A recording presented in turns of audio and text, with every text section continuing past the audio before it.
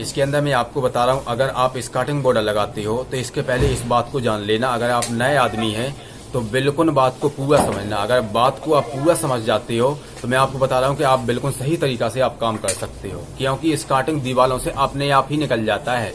अपने आप इसलिए निकल जाता है कि लोगों को पता नहीं है कि हमें स्कार्टिंग बॉर्डर किस तरीके से लगाना है। ठीक है, मैं आपको बता रहा हूँ कि किस तरीके से लगाना है, लेकिन अगर आपके पास जानकारी होगी, इस लाइन में आप रहते हैं, आप मिस्त्री हैं तो पता होगा, लेकिन अगर आपको पता नहीं है तो बिल्कुल पूरा अंत तक समझना कि सही काम स्कार्टिंग बॉर्डर का किस तरीके से करते हैं। ठीक है, जब किसी का अगर नया घर बनता है तो नीचे फर्श से छत से कम हमें 10 इंची छोड़ना है।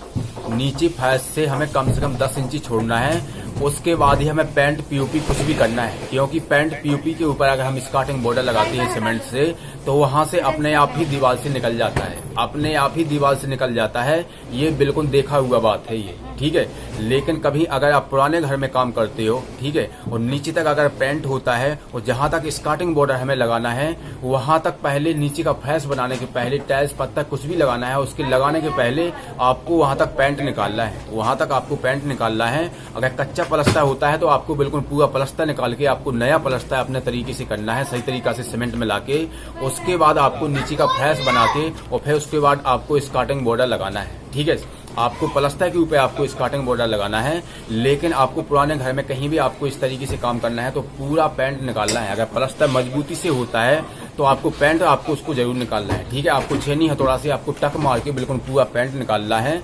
ठीक है, पूरा तो नहीं निकल सकता है, लेकिन अपने मन से बिल्कुल आपको टक मार के बिल्कुल जितना हो सके आपको बिल्कुल पेंट निकालना है। उसके बाद आपको स्कार्टिंग बॉर्डर लगाना है। अगर इस तरीके से आप स्कार्टिंग बॉर्डर लगाते हो तो बिल्कुल दीवार में सट जाता है और दीवार में से अपने आप नहीं निकलता है। उसके अंदर आप हथौड़ी भी मारोगे तब भी वहां से दीवार से बिल्कुल निकल नहीं सकता है, क्योंकि सीमेंट प्लास्टर के अंदर पकड़ता है, पेंट पीओपी के ऊपर पकड़ता नहीं है। ठीक है, इस बात को आपको ध्यान रखना है।